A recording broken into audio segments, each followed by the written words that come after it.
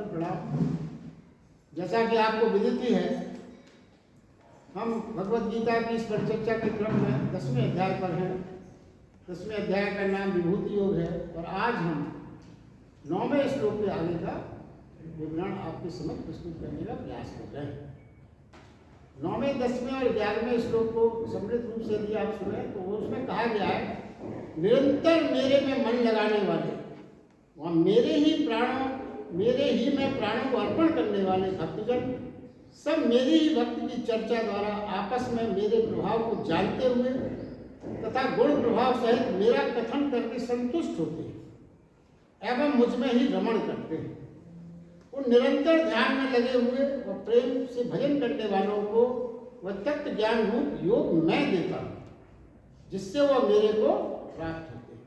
हे अर्जुन, उनके ऊपर अनुग्रह करने के लिए मैं स्वयं उनके अंतःकरण में एक ही भाव में स्थित हुआ, ज्ञान से उत्पन्न अंधकार को प्रकाशमय तत्व ज्ञान रूपक दीपक द्वारा नष्ट कर।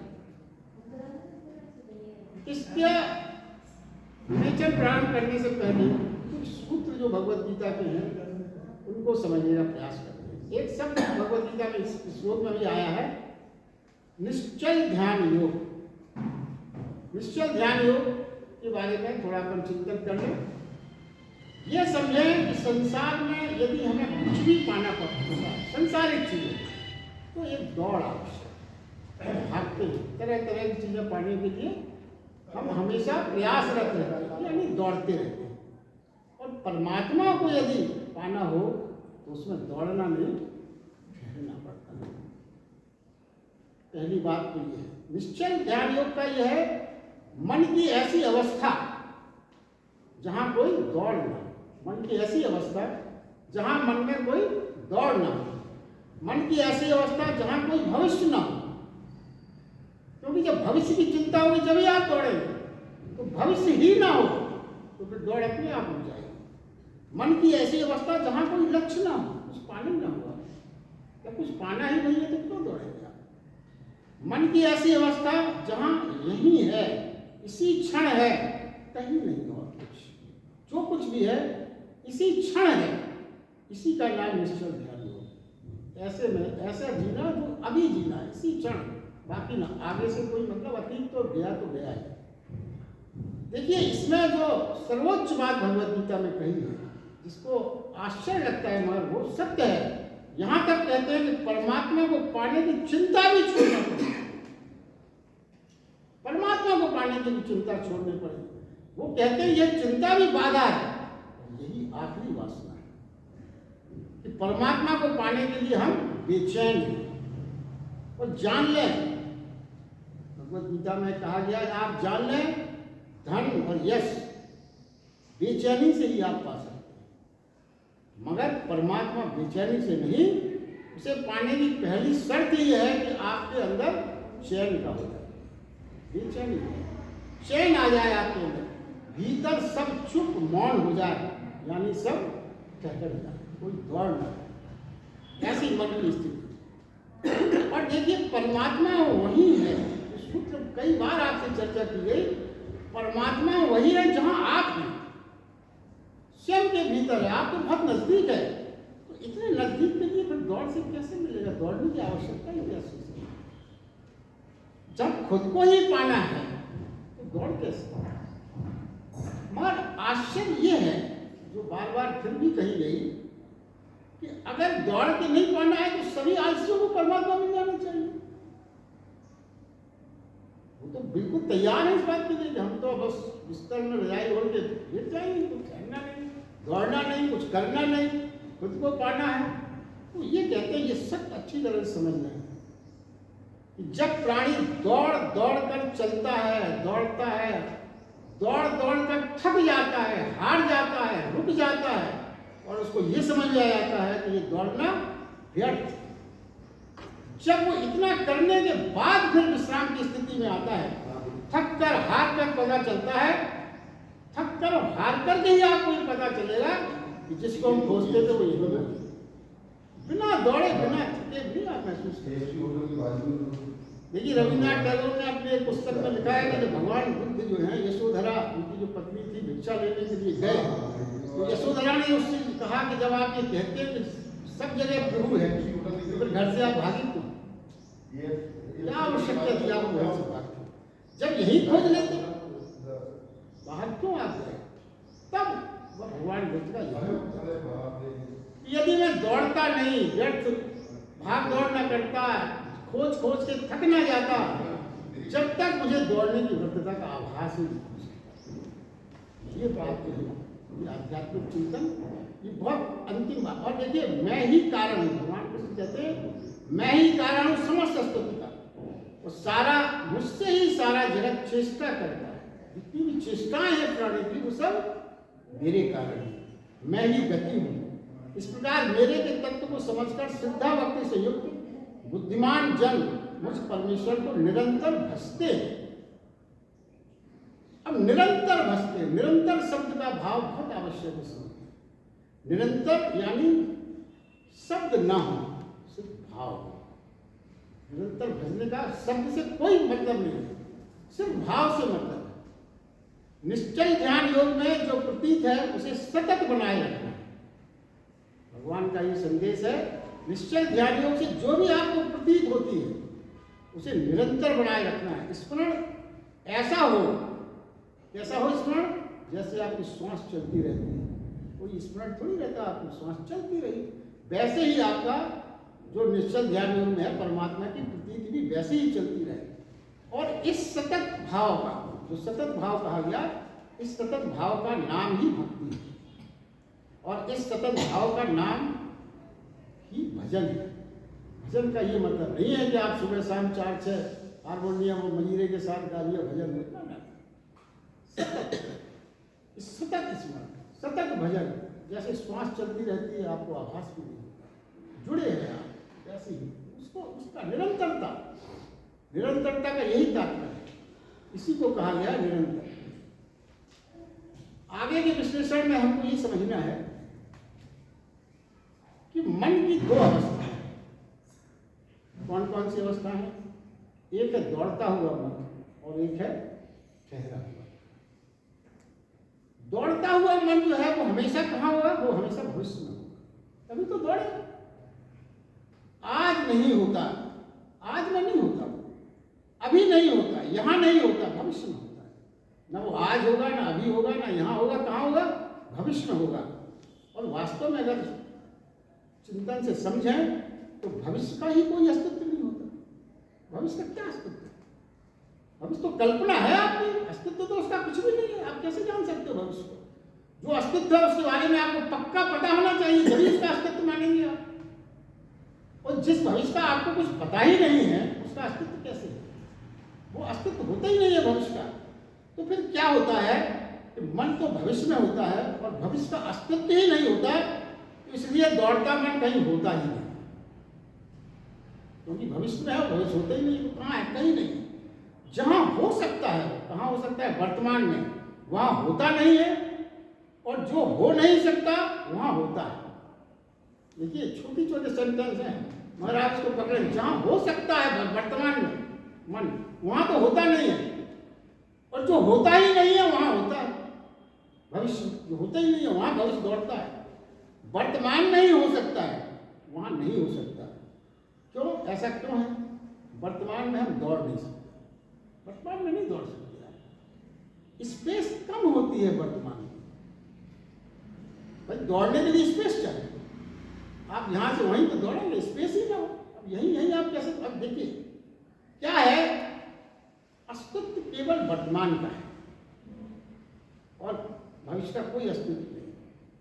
और बस वर्तमान का भी अस्तित्व क्या है? आप देखिए, वर्तमान भी एक क्षण का होता है। वर्तमान की भी लेंथ ये ना सोचे आपकी बहुत लंबी लेंथ, ना, एक क्षण। क्यों? आपके हाथ में एक क्षण तो है, अगला क्षण बदल गया वो आपको पता नहीं था। और अगर आप कल्पना करें तो अगले क्षण यहाँ बैठे या चल रहा चलते व्यक्ति की मृत्यु भी हो जाती है। मालूम था क्या उसको? वो उसका भविष्य। तो आपके पास सिर्फ एक क्षण है वर्तमान, उस क्षण में ही वर्तमान माना गया है। इसीलिए क्या गया, हमारे पास दूसरा क्षण होता ही नहीं है, दूसरा क्षण भविष्य है। क्योंकि अगले क्षण का हमें पता नहीं है। इसलिए जो आध्यात्मिक रूप से संसार को क्षण भंगुर कहा, तात्पर्य यही तात्पर्य है कि आपके पास एक ही क्षण तो होता है। और एक आप कल्पना करिए, यदि आपको ये पता चल गया, समझ में आ गई बात कि संसार क्षण भंगुर है और वर्तमान में समय एक क्षण ही है, तो आप क्या कर सकते हैं उस क्षण? उस समय आप भविष्य की योजना बना नहीं सकते। आपको यह ये मालूम है कि एक ही क्षण बचा है, तो आप सिर्फ और सिर्फ प्रार्थना कर सकते हैं, परमात्मा से जुड़ने का ही प्रयास कर सकते हैं। तो जिसको वर्तमान समझ में आ गया वो तो परमात्मा का भक्त अपने आप हो गया। जिसको ये समझ में आ गया कि जीवन क्षण भंगुर है, वो कोई पाप कर ही नहीं सकता, क्योंकि पाप करने के लिए स्पेस चाहिए, कई क्षण चाहिए, कई क्षण आपके पास है। मगर ये बात वर्तमान में रहना, इसीलिए कहा गया है बार बार वर्तमान में रहिए। तो वर्तमान में रहने का देखिए, परीक्षक को तो ये 7 दिन बाद मरना है ये पता लग गया था, तो उसको भागवत और ये सब संसार से विरक्ति हो गई थी कि क्या करें क्या करें। तो असलियत तो है कि 7 दिन भी नहीं पता, 7 दिन तो बहुत लंबी अवधि है, अपन को तो एक क्षण का पता है, 1 मोमेंट। इसीलिए जो है तो ठहरा मन क्या है, समझे कि ठहरा मन जैसे ही मन आपका ठहरा, जिस ठहरे हुए मन की परिकल्पना कीजिए, जैसे ही वैसे ही तत्क्षण आप परमात्मा सत्ता से जुड़ जाते हैं। कोई बहुत बड़ी काम भगवत गीता में जो तमाम मिथिक हैं अपने ये करो वो करो, जब भगवान ना वो कहते हैं आप मन को ठहरा लीजिए, बस उसी क्षण आप भगवान से जुड़ जाओगे। वही धार्मिक है। देखिए भगवान कहते हैं वही धार्मिक है जिसका मन ठहरा हुआ है, भले ही उसने वेद बाइबल और यहां तक कि ईश्वर को भी ना माना, मगर अगर उसका मन ठहरा है तो वो धार्मिक आस्तिक है। देखिए बुद्ध भगवान ने और महावीर स्वामी ने भगवान की परिकल्पना को अस्वीकार किया, नहीं माना उन्होंने, मगर आज भी उन्हें ऐसा धार्मिक और ऐसा आस्तिक दूसरा नहीं है कोई। क्यों? उन्होंने मन को ठहराया। जिसने मन को ठहराने की कला सीख ली, जिसने मन को ठहराना जिसकी समझ में आ गया, वही धार्मिक है और वही आस्तिक है, क्योंकि मन ठहरते हुए भगवान से जुड़ गया। उनकी आस्तिकता को कोई चैलेंज कर सकता है बुद्ध भगवान की और महावीर की, और उनकी थ्योरी में आप पढ़िए तो वो भगवान को उन्होंने मना किया, क्योंकि अगर भगवान को मानेंगे तो भगवान से जुड़ने का मुंह पैदा हो जाएगा। बड़ी परिकल्पनाएं बहुत उच्च स्तरीय है। यदि दौड़ता हुआ मन हो, और देखिए रिवर्स में अगर इसी को सोचें, यदि मन दौड़ता हुआ हो तो भले ही आपको वेद ईश्वर आप सबको मानते हो, मगर आप धार्मिक नहीं। क्यों? क्योंकि फिर आपका जुड़ाव सिर्फ शब्दों से होगा, मर्म से नहीं होगा। मानना और जानना दोनों चीजों में बहुत फर्क है। गीता में इतने विशेष, गीता में इस बात पे बड़ा जोर दिया गया है कि मानता ही होगा, जानता नहीं होगा। जो व्यक्ति जिसका मन दौड़ रहा है वो मानता तो होगा, वह जानता कुछ भी नहीं होगा। ठहरा हुआ मन परम सत्ता से जुड़ जाता है, उसे फिर आप कुछ भी नाम दे सकते, वो आपकी मर्जी। आप आत्मा कह के पुकारें, नाम दें, या चुप हो जाएं, मौन रहें, शून्य रहें, मिट जाना कहें, पूरा हो जाना कहें, सब आपकी मर्जी, पर वही धार्मिक। आप नाम चाहे कुछ भी दे दें। देखिए वो कहते हैं भगवान कृष्ण ने ठहरे मन करना, निश्चल ध्यान योग। निश्चल ध्यान योग का अर्थ जान लेना एक बात है, और निश्चल ध्यान योग की प्रक्रिया में उतर जाना दूसरी बात। निश्चल ध्यान योग की अर्थ जान लेना, जैसे आपने अर्थ समझ लिया, शब्दों का भंडार नहीं, अनुभव के कण चाहिए। निश्चल ध्यान योग शब्दों का भंडार नहीं चाहिए, अनुभव के कण चाहिए। निश्चल ध्यान योग की छोटी सी झलक आपके जीवन को और जिंदगी को रूपांतरित कर सकती है। नए प्राणी का जन्म होने लगता है और पुराने प्राणी पिघलने लगता है। एक नई दिशा और नई चेतना, नया कलेवर की जीने की प्रक्रिया प्रारंभ हो जाती है, नई व्यवस्था पैदा हो जाती है। कैसा लगने लगेगा? जैसे अंधे को नेत्र मिल जाए, बहरे को कान मिल जाए, ऐसी अनुभूति हो जाए। मन का ठहरना, देखिए और आगे वो समझाने का प्रयास करते हैं। मन का ठहरना यानी मन का तोड़ना नहीं है। मन का ठहरना यानी मन का तोड़ना ही है, पर हमने क्या किया? हमने स्वयं को मन मान लिया। जैसे कई बार ये कहा गया कि हमने अपने को शरीर मान लिया, शरीर से आगे बढ़ ही नहीं पाते हैं। और शरीर मानना शूद्र की निशानी है। जो मनुष्य, जो कहा गया पिछले अध्याय में अपन ने सुना था, हर व्यक्ति शूद्र पैदा हुआ है, क्योंकि जब बच्चा पैदा होता है तो सब शरीर से ही जुड़ता है।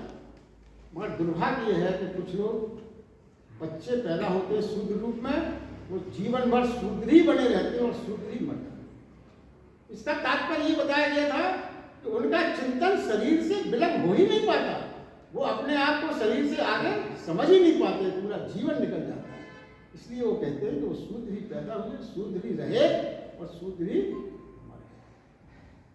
वो कहते हैं कि चेतना से जुड़ने का अनुभव भी हमारा दो प्रकार का होता है। निश्चल ध्यान योग की जो चेतना है उससे जुड़ने के दो प्रकार के अनुभव। प्रथम, मस्तिष्क द्वारा जुड़ना।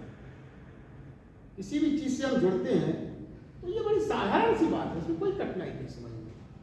हम किसी से जुड़ते हैं तो दो प्रकार से जुड़ते हैं। एक तो बौद्धिक स्तर से, मस्तिष्क द्वारा हमारा जुड़ा होता है, और दूसरा हमारा जुड़ा होता है भाव से, यानी हृदय से। सारे संसार में इस प्रक्रिया को आपने हमेशा अनुभव किया है। अब विशेष बात ये जाने, थोड़ी सी समझने की प्रयास करें कि हम हमेशा ये सोचते हैं या तो मस्तिष्क से जुड़ा हुआ है या हृदय से जुड़ा हुआ है, इसके अलावा तीसरे जुड़ाव की हमारी कल्पना नहीं है। तो और क्या जुड़ा हो सकता है? कोई तरीका हमें मालूम नहीं है, मगर तरीका है। और तरीका है जो भगवत गीता में भगवान कृष्ण इस श्लोक के माध्यम से बता रहे हैं। उसकी परिकल्पना आप ऐसे करिए, जैसे गर्भ में, माँ के गर्भ में जब शिशु होता है तो ना तो उसका मस्तिष्क सक्रिय होता है, ना उसका हृदय धड़कता है, फिर भी उसमें चेतना है। शिशु जो गर्भ में होता है उसके मस्तिष्क काम नहीं करता, ना उसका हृदय धड़काता है। जन्म लेने के बाद उसको चीखता बुलाया जाता है, तब आपको डॉक्टर से सब पता है। तो चेतना तो भी होती है उसमें। अब वो कहाँ से जुड़ी रहती है वो चेतना? वो नाभि से माँ के द्वारा जुड़ी रहती है। तो अब ये समझें कि इसमें न विचार की दौड़ है, न भाव की दौड़ है, नाभि से जुड़ा हुआ है। इसमें मस्तिष्क, विचार और हृदय दोनों नहीं है, फिर भी वो चेतना है उसके अंदर। तो ये नाभि से जुड़ा हुआ है माँ से। मन और हृदय के भाव नहीं है उसमें कुछ भी। नाभि ही उसकी वर्तमान है, नाभि ही उसकी चेतना का कारण है। तो प्राणी के नाभि के पास जितना जाएगा उतना वर्तमान में होगा। इसलिए कहा नहीं जाए, आपको जागरण के बारे में बताया जाए, नाभि का बहुत जागरण से बहुत संबंध है। और अपने कई आसन भी हैं, ऐसे बताएगा कि पैर मोड़ के सिर को नाभि पर लगाएं। वो सब इसी सिद्धांत के ऊपर सभी आसन बनाए गए। अक्सर कई आसन ऐसे बताए जाते हैं जिसमें आप सिर झुकाएं, तो सिर को नाभि पर लगाएं, ऐसे बैठें। तो जैसे देखिए, इसमें समझाने की बात यह है, मुख्य रूप से जो दृष्टांत कहा गया उसका कारण क्या है? जैसे बच्चा माँ के सहारे गर्भ में, न हृदय की धड़कन है, न मस्तिष्क से, बच्चा पूरा समर्पित है, माँ के अस्तित्व का ही अंग होता है। ठीक वैसे ही घटना निश्चल ध्यान योग में घटती है। आप समाप्त हो जाते हैं, परमात्मा से एक ही भाव हो जाता है। अब परमात्मा के द्वारा ही आप जीने लगते हैं, अपने से नहीं, परमात्मा के द्वारा जीने। अनंत जन्म मेरे कथन और मेरे प्रभाव का चिंतन से संतुष्ट होते हैं, सब मुझ में ही रमण करते हैं। यानी जो हम और आपने जो सुनी है, तो हमारे कई महासंत, कई पुराने मुनियों वर्षों बैठे रहते थे ध्यान में, वर्षों निकल जाते। अपन ने कई शास्त्रों में और कई जगह पढ़ा, कैसे ना भोजन करते थे, ना पानी ग्रहण करते थे, ना कोई क्रिया करते थे। बस तो क्या हुआ, उनको चेतना, हमारी चेतना रहती थी और अभूतपूर्व चेतना रहती थी। इतनी चेतना रहती थी उनके शरीर में। अपन ने कई जगह पढ़ा है, घोंसले बन जाते थे, पक्षी घोंसले बना लेते थे, चींटियां घर बना लेती थी, फिर भी वो ध्यानस्थ रहती। तो वो परिकल्पना भगवान यहाँ बता रहे हैं कि वो कल्पना कैसे आई उसमें। वो कल्पना आई कैसे? परमात्मा के द्वारा सीधी चेतना प्राप्त होने लगी। जैसे गर्भ के शिशु को माँ के द्वारा प्राप्त होती है, उन संतों को, उन मुनियों को परमात्मा की चेतना सीधी प्राप्त होने लगी। फिर उन्हें न मस्तिष्क की जरूरत है, न हृदय की जरूरत है, न किसी की चाहिए। ये बहुत बड़ी परिकल्पना है। इसलिए बताई गई कि ऐसी स्थितियाँ को हम मानने के लिए तैयार नहीं हो पाते, मगर ये है सच्चाई है इसकी। निश्चल ध्यान योग में क्या है? मेरे में निरंतर मन लगाने वाले और मेरी को प्राणों को अर्पण करने वाले, प्राणों को अर्पण करने वाले भक्त, इसको जरा समझने का प्रयास करें। विचार से नहीं, मन से नहीं हो सकता। देखिए, ना तो आप प्राणों का अर्पण कैसे कर सकते हैं? प्राणों के अर्पण करने का कैसे होगा? प्राणों का कहने से नहीं होगा कि आप विचार कर लें बैठे बैठे कि हमने आपके प्रति प्राणों का अर्पण किया।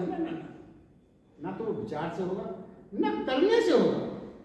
मैं यानी कर्ता रूप में प्राणी का अर्पण नहीं हो सकता। अगर आप ये कहें कि मैंने प्राणों का अर्पण किया प्रभु आपको, ना वो नहीं हो सकता। क्यों नहीं हो सकता? यदि मैं करेगा अर्पण, मान लीजिए, तो आप कभी नाराज हो गए तो वापस भी दे सकते हैं। ठीक है, आपको हमने अर्पण इसलिए किया था कि हमारे बेटे की नौकरी लग जाए, बिटिया का ब्याह हो जाए, कुछ नहीं हो रहा, मेरा अर्पण वापस।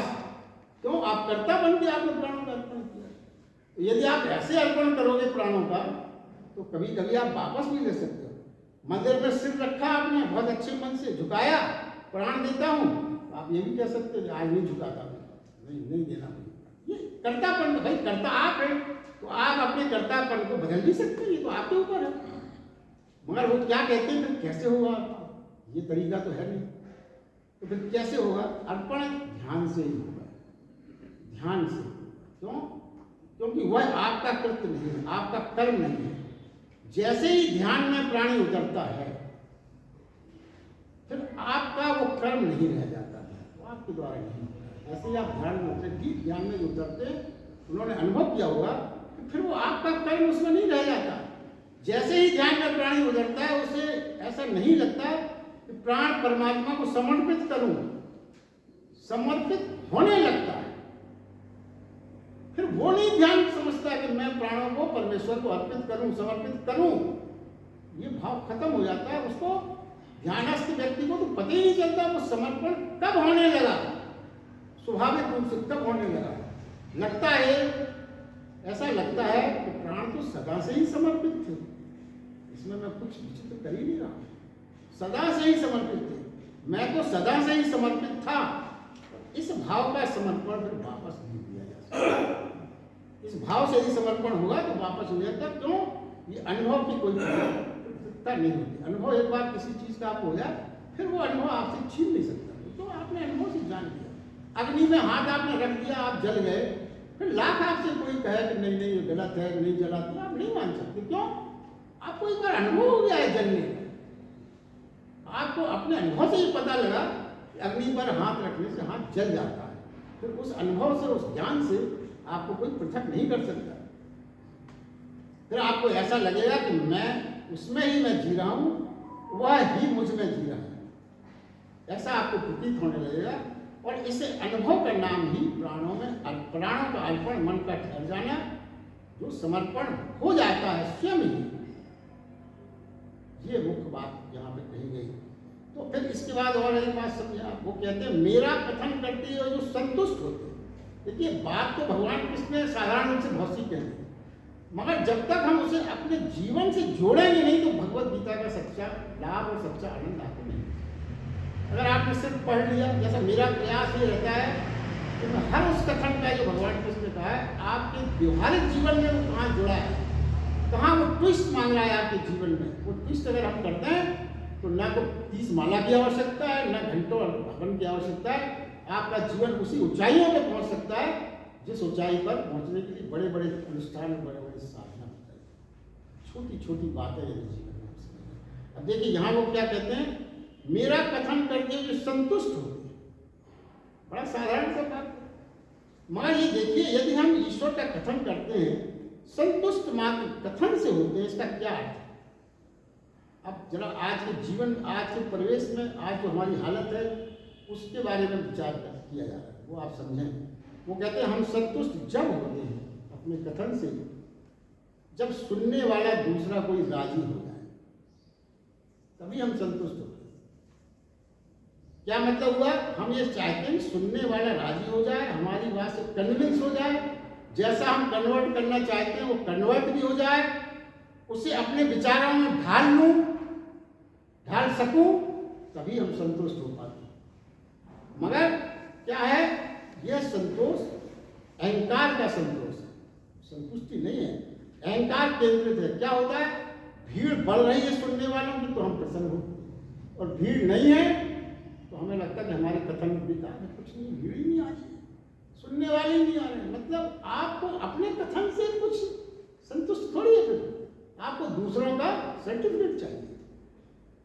और वो क्या कहते हैं, सूत्र क्या कहता है, मैं अपना कथन कर संतुष्ट हूं, प्रसन्न हूं, तृप्त हूं। आप राजी हो या ना हो, आपने सुना हो या ना सुना हो, ये सब निष्प्रयोजन है, सब व्यर्थ। ये मनोस्थिति बड़ी कठिन है। अब देखिए, हम ये कोशिश जरूर करते हैं, इतनी ऊंचाई तक भले ही ना पहुंचे हो, मगर यहाँ जो भी भगवत गीता की चर्चा हम कर पाते हैं, मुझे संतोष है इस बात का कि भगवान कृष्ण की चर्चा कुछ क्षण के लिए मुझे समय मिला और मैं कर सका, गुणगान हो सका। बस यही मेरा तो यही संतोष है। क्योंकि गीता अगर आपने पढ़ी जीवन में नहीं उतारी तो कोई मतलब नहीं। यहाँ कोई 2-4 लोग भी आए तो भी मुझे बुरा नहीं लगता, काफी लोग आ जाए नए पुराने तो भी मुझे बिल्कुल ऐसा नहीं लगता, अच्छा लगता। क्यों? क्योंकि आपको कुछ प्राप्त हो रहा है या नहीं हो रहा है, आपको मजा आ रहा है नहीं आ रहा है, मुझे आपसे नहीं पूछना। मैंने आज तक किसी से नहीं पूछा कि भाई सुना तो कैसा लगा, क्या लगा, क्या हुआ। अपने आप को बताने वो अलग बात, प्रेम बस दोस्ती। मगर मैं अपनी बात नहीं कर रहा हूँ, अधिकांशतः आपके जीवन में आपने देखा होगा, सुना होगा, समझा होगा कि हम अपनी बात जब तक नेता को 1000-2000 लोग फॉलोअर्स उसके दरवाजे न खड़े हों, जब तक उसे अपनी नेतागिरी पर लगने लगता है कि मेरी नेतागिरी कमजोर हो गई। कोई आई नहीं। बीना में एक मंत्री जी थे सर, क्या नाम था उनका, तो मैं उनसे मेरे कुछ संपर्क थे तो मैं गया, रात में मुझे इंतजार करते थे, कुछ जरूरी बात करनी थी। 11-11:30 बज गया, उनके 200-250 लोग बैठे। उन्होंने मुझे देखा, उन्होंने पहले बुला लिया। मैंने उनसे थोड़ी सी थी बात, मैंने कहा आपको तो बड़ी अड़चन लगती होगी, दिन भर थके आए, 250 लोग बैठे हैं, अभी आपको बात करना पड़ेगी, आप थक जाते हैं। बोले ना, अगर ये 250 लोग मुझे ना मिलते तो मैं थकता, इनको देख के तो मेरी थकान शुरू हो गई। मेरे दरवाजे 12 बजे भी 250 लोग बैठे हैं, इससे मेरी थकान मिट गई। ये है। तो ये जो बात है ना, ये हमारे जीवन में रोज घटती है। तो अगर आपने इसको बना लिया तो जैसे नेताजी कुछ दिनों में सुन हो जाती है, कुछ दिनों बाद जहाँ उनका पद छिना, वैभव छिना, तो फिर कुत्ता भी उनके दरवाजे नहीं भौंकता। तो फिर आप ऐसी स्थिति बनाइए तो जीवन में कम से कम आनंद तो मिलेगा। परमानेंट जो आनंद है वो आपको नहीं मिलता जब प्राणी अपने ही कथन की सत्यता से संकेत होता है। देखिए, इसमें एक पॉइंट और है, जो प्राणी दूसरों से सर्टिफिकेट चाहता है, इसका मतलब क्या होगा, प्राणी अपनी कथन की सत्यता पर संकेत है। उसे सत्य तभी मान पाता है जब दूसरे ठीक समझ रहे हो, ऐसे संकेत उसे मिले, अन्यथा वो अपने तत्वों के प्रति भ्रमित और श्रद्धा नहीं कर पाता।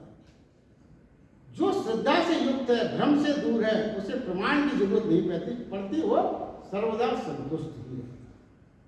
वह मुझसे, और फिर कहा है, ऐसे ही व्यक्ति मुझ में निरंतर रमण करते हैं। उन्होंने कहा ना, भगवान ने रमण करते हैं, जो मुझ में ही डूबते हैं, डुबकियां लेते हैं, मन से ये संभव नहीं है। भगवान कहते हैं, प्रेम पूर्वक भजने वालों को मैं तत्व ज्ञान देता हूं, वह योगी रूप होता है, और ये ज्ञान के दीपक से अंतःकरण के अंधकार को मैं मिटा देता हूं।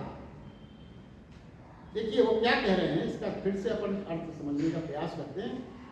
देखिए, परमात्मा के अलावा कुछ नहीं बचा, वही संसार हो गया। परमात्मा ही संसार में जो कुछ भी है, सब कुछ परमात्मा है, वही उसकी वासना है।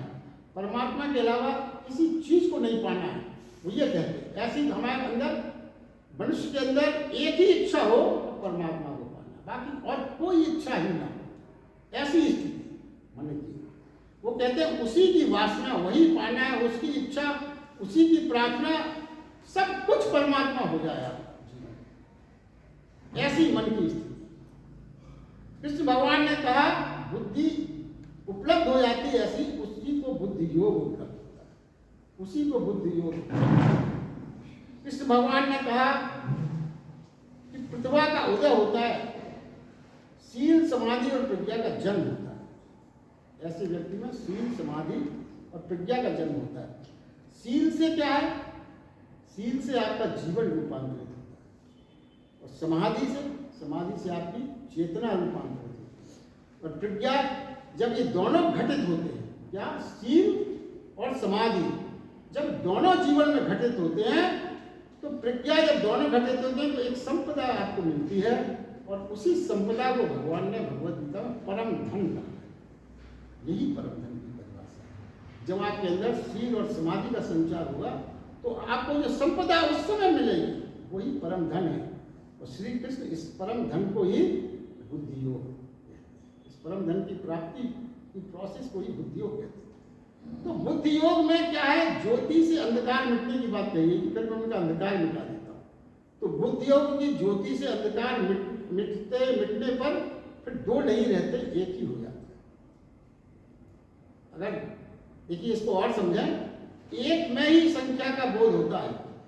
तो भगवान देखिए ये जो परिकल्पना करने इसके बारे में पूरी बहुत चर्चा की है पिछले अध्यायों में। तो मुनि जनों ने कहा अद्वैत शब्द खोजा, अद्वैत, द्वैत की जगह दो नहीं, अद्वैत यानी दो नहीं रहे। मगर आप देखिए आश्चर्य बात है, उस तरफ ध्यान कम जाता है लोगों का।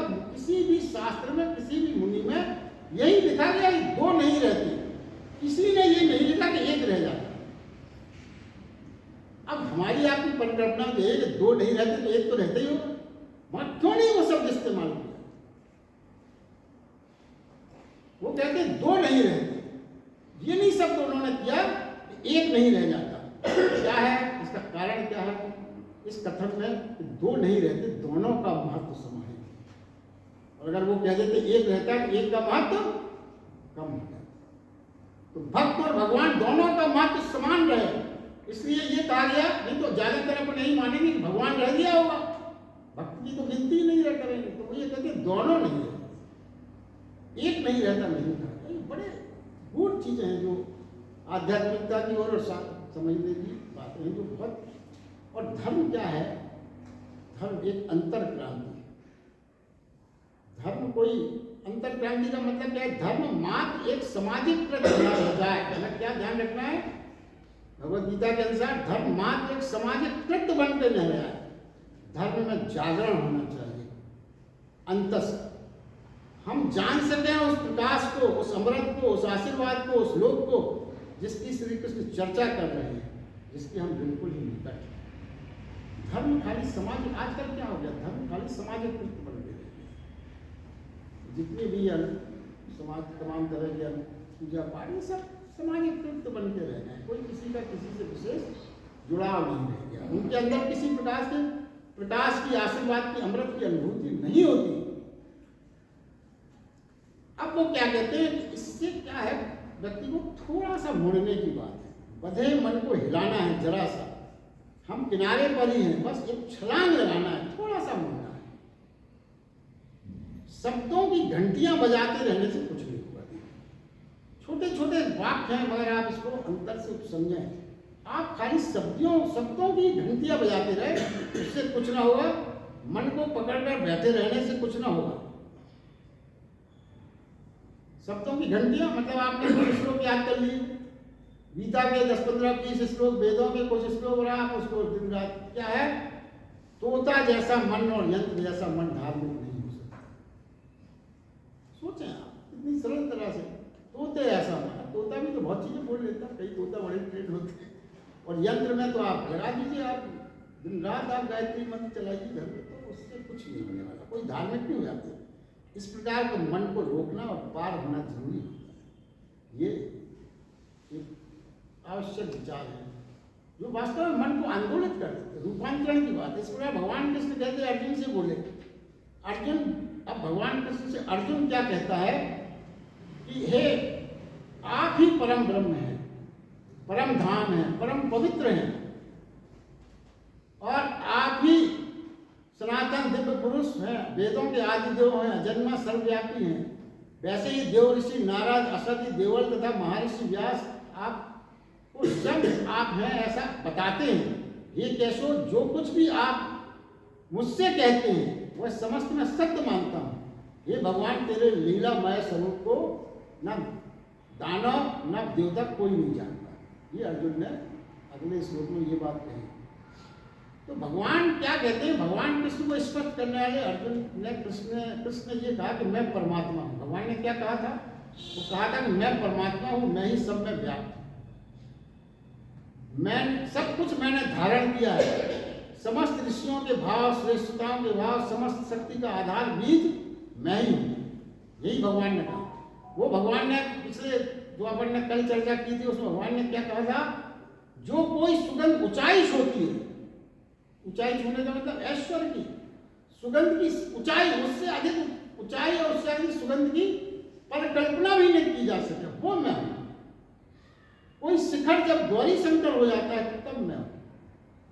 जो भी श्रेष्ठतम फूल खिलता है वो मैं हूं। जीवन का अभिजात रस प्राण मैं हूं, जीवन का केंद्र ही मैं हूं। उपयुक्त समस्त बातें जो हैं बुद्धि से स्वीकार करना है। सब कुछ मैं हूं, बुद्धि इसको स्वीकार नहीं करती। क्योंकि बुद्धि क्यों नहीं करती?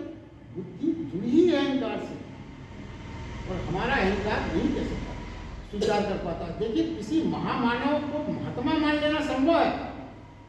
किसी महामानव को आप महात्मा मान लोगे क्योंकि वो सजाती है और इसी लोक का लगता है, मगर परमात्मा मान लेना किसी प्राणी के लिए कठिन है, क्योंकि उससे हमारे गुणात्मक संबंध टूट जाते हैं, उसको हम नहीं मान पाते और वो दूसरे लोग का हमें लगने लगता, इसलिए हमारी परिकल्पना नहीं हो पाती। तो यहाँ पर जो है अंतिम कुछ मिनट में हम जो एक विशेष बात करने जा रहे हैं, जिसके बाद आज की परिचर्चा को हम पूरी करेंगे, कि सत्य को भगवान ने जो बताया जानने और मानने का फर्क, उस पर हम विश्लेषण करें, थोड़ा सा समझने का। धर्म को जानने पर ही रूपांतरण हो सकता है, मात्र मानने से आपके पास कई सूचनाएं हो सकती हैं, मगर रूपांतरण संभव नहीं। सत्य के बिना साक्षात्कार के हम धार्मिक नहीं हो सकते। जब तक हमारा सत्य से साक्षात्कार न हो जाए, ये समझ लें धर्म का प्रचार प्रसार बहुत हो रहा है, बहुत प्रचार हो रहा है आजकल धर्म का। टीवी पर 50 चैनल चल रहे हैं, दिन रात आपको धर्म का प्रचार हो रहा है। मात्र मान लेने से, उसके पीछे चलकर हम क्या पा सकते हैं? धार्मिक होने का तमगा पा सकते हैं, जो हम यहाँ लगा रहे हैं, मगर धार्मिक नहीं हो सकते। बिना अंतराकरण के, रूपांतरण के, बिना सत्य को जाने ये तमगा मिल जाता है। देखिए, दुर्भाग्य है, बिना सत्य को जाने, बिना अंतस के रूपांतरण के तमगा हमको बड़ी आसानी से मिल जाता है। ब्राह्मण में पैदा हो गए, ब्रह्म पा लिया, का तमगा लगा लिया। अरे भाई, ब्राह्मण के पहला ब्राह्मण में अर्थ ही है जिसने ब्रह्म को जाना। मगर ब्राह्मण कुल में जन्म हो गया तो आप समझते हैं कि वो तो जाने ही होगा, तभी तो जन्म हुआ, लेबल लगा लिया, आप ब्राह्मण हो गए। ऐसा नहीं है। वो कहते तमगा लगाना सरल है। धार्मिक हो गए ऐसा प्रचारित हो जाता है, सब लोग सोचते हैं कि भाई धार्मिक है, आप तो ब्राह्मण कुल में है, क्षत्रिय कुल में है। अब क्षत्रिय कुल में आप हैं तो आपको शक्ति का उपासक और आत्मगौरव के प्रति जो आपके भाव जागृत हैं, अब आपको एक शस्त्र उठाने में तो आपकी कलाई लचक जाए, फिर भी आप क्षत्रिय हैं क्योंकि आपको क्षत्रिय कुल में जन्म ले लिया। ऐसा थोड़ी भगवान ने कहा। भगवान ने कहा क्षत्रिय का जो गौरव है, क्षत्रिय का जो स्वधर्म है, उसके लिए आपको साधना करना पड़ेगी। तो क्या होता है, जब इस तरह के तमगे हमको फ्री में मिल जाते हैं, तो फिर हमें क्या कहते हैं, हम क्यों रूपांतरण की साधना में समय नष्ट करें, क्यों हम तब की कष्ट उठाएं, हमें तो तमगा मिल गया पर्याप्त है। ये जितना भी समाज में नुकसान हो रहा है इसी कारण तमगा आसानी से मिल जाता है, फिर हमें तब करने की, साधना करने की, कष्ट उठाने की क्या आवश्यकता है। जो प्रत्यक्ष है उसे तो हम मान लेते हैं, जैसे सूर्य, पृथ्वी, संसारिक वस्तुएं हैं तो हम मान लेते हैं, सूर्य दिखता है, वहां हम ये नहीं कहते हम मानते हैं कि सूर्य है, क्योंकि वो हमें दिख रहा है, हम जानते हैं। मगर मोक्ष और आत्मा को मानते ही कह पाते हैं, जानते नहीं कह पाते, क्योंकि उसका हमें अनुभव है। आज के लिए बस इतना ही। आगे की परिचर्चा अगले शनिवार को करेंगे।